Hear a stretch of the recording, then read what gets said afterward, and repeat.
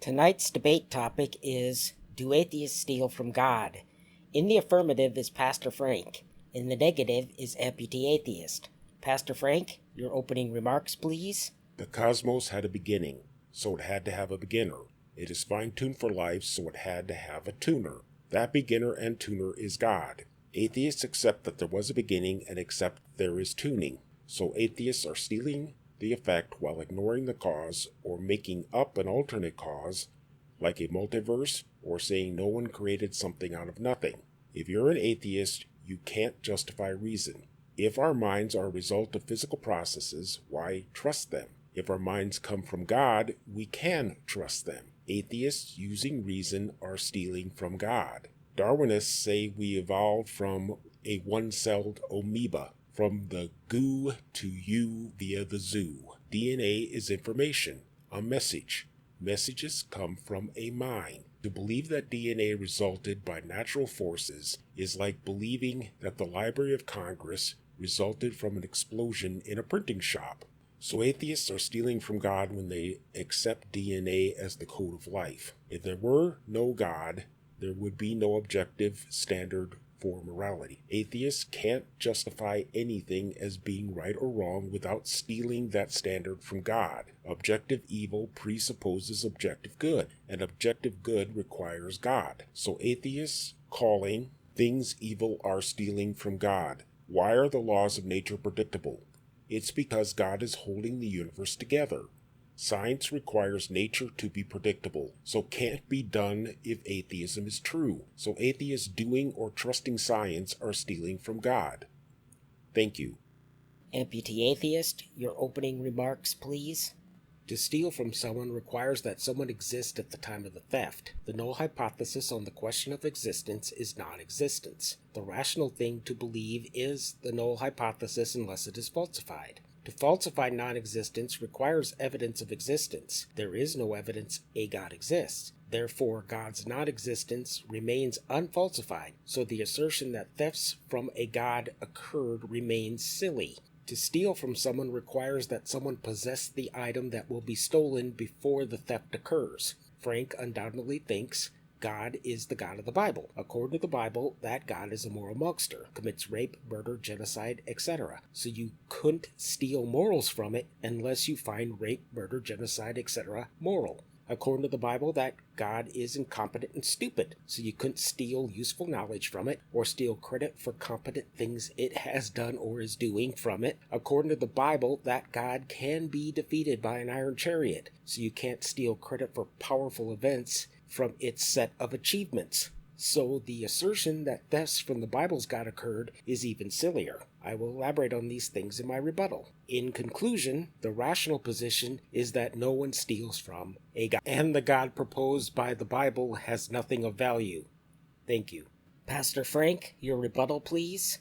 There is evidence God exists. There are cosmological arguments, there's the fine-tuning and other design arguments, there is the moral argument. I gave you some of that evidence by opening. You just don't want to accept the evidence for God. To say there is no evidence for God is what is silly. God is the standard for objective good. To complain that God has committed immoral acts is also to admit that there is an objective moral law. You cannot know that God did not have a morally sufficient reason for the things he does in the Bible. Amputee atheist, your rebuttal, please.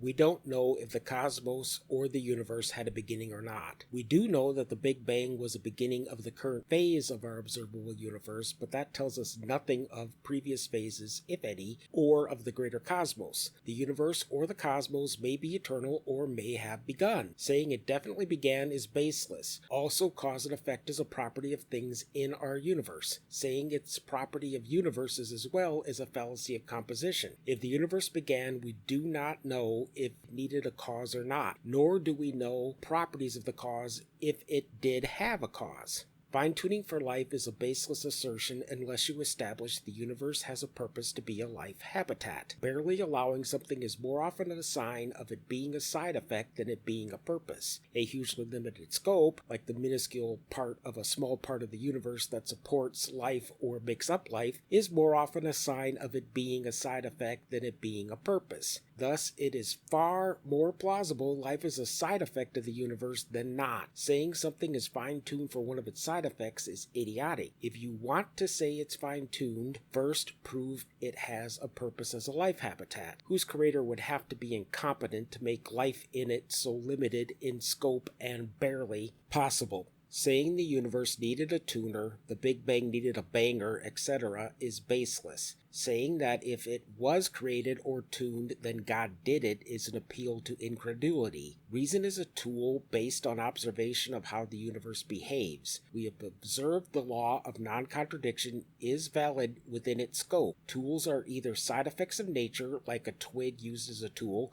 or are made. In this case, reason is a tool humans made based on observations of the behavior of nature. We are not God, so God is not the source of the tool of reason. Also, for the Bible's God, reason rules out its existence as it violates the law of non-contradiction. Darwinist is a silly term dishonest theists use to pretend evolution is a religion, so I'll just point out that dishonesty on your part and then respond as if you said evolutionary biologists instead. Evolutionary biologists don't say we evolved from a one-celled amoeba. They say we share a common ancestor with the amoeba, but it's not our ancestor. DNA contains information, some useful, some junk. For example, known parasitic junk DNA is 45% of our genome. Pseudogene junk DNA is 1.5% of our genome. 38.5% of our genome is unknown, but it's probably mostly junk too. DNA is not a message. Messages are communication. DNA is a molecule that affects chemistry. That's not a message or a code. DNA didn't require a messenger or a coder or a mind at all.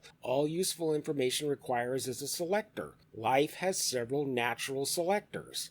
If there are no minds, there are no moral agents. If there are no moral agents, there is no morality. Morality is contingent on minds. When a thing is contingent on a mind, it's by definition subjective. Objective morality is not possible, because morality independent of minds is not possible. If you get your morality from what you believe your God says is moral, that morality would be doubly subjective. It'd be subjective to your God, and you'd subjectively decide to honor it. Also, things don't need opposites to exist. You don't need good to have evil. If all we had was what we now would call evil behavior, we'd just call it behavior, because it'd be the only behavior observed. If all we had was what we now would call good behavior, we'd just call it behavior, because it'd be the only behavior observed. A lack of an opposite means dropping of an adjective. The laws of nature being predictable works under either no God or competent God situations. A no God situation, where beings evolve to observe nature, would have to see nature be predictable, since evolution would not work if environments change drastically from moment to moment. So evolved beings would expect a predictable universe.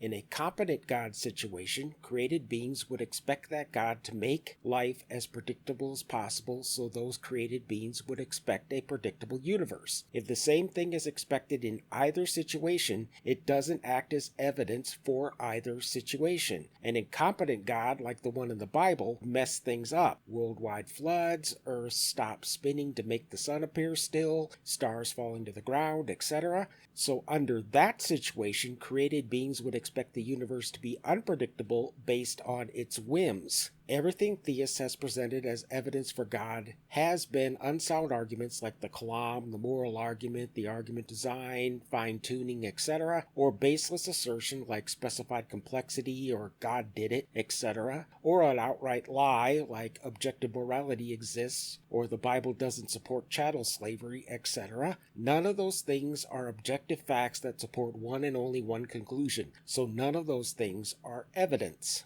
To complain that God has committed immoral acts is to express a moral opinion. I'm not saying you have to agree with me that rape, genocide, murder are immoral. I'm asking why you think they are moral. Or if you don't think of them as moral, why do you think your God, who has been reported doing those things, is moral? If you think your God has a reason for seemingly immoral acts, then one of two things must be true. Your God is incapable of achieving his goals without harming others, or your God has goals of harming others. So which is it? Is your God impotent or evil? Now for closing remarks.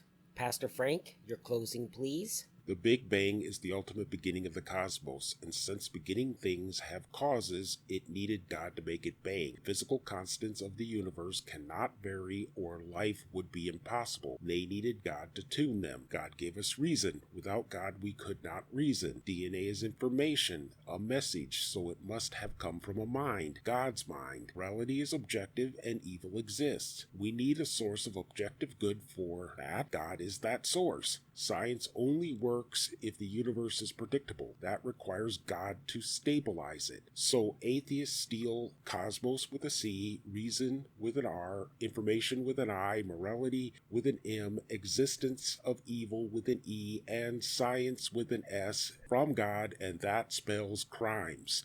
Thank you.